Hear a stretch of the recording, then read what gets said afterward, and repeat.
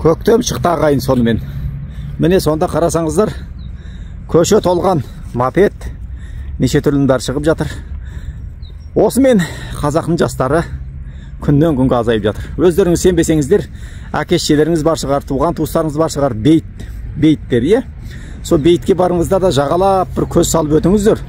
Қарасаңыздар 91-ден жылғы, 81-ден жылғы, 2001-ден жылғы жастар бейітте жатыр. Олар ненің кесірінен жатыр? Неден?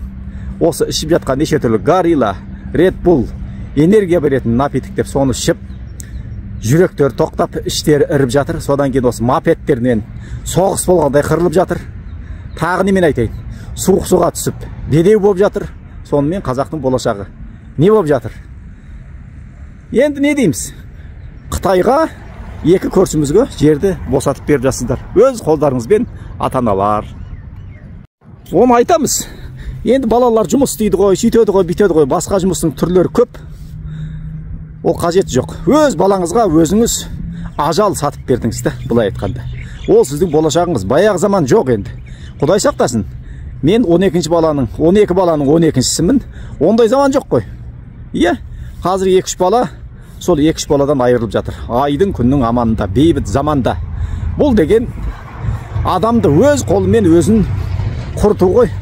Ажалға апару, өз залаңды өзің басқа дұшпандарға босатып беру. Менің түсінігімше осылай. Сіздің түсінігіңізше білмедім. Бірақ бұл деген таза өзіне өзі адам қол жұмсау болып саналады. Жылдамдықты асыру, неше түрлі ішіп өлу. Сізді ешкім зорлаған жоқ қой. Өз ақшаңызға өзіңіз алдыңыз. Бұл суицид болады да, бұндайға негізі шариғатта жаназа шығарылмайды негізі. Алла өзі сақтасын.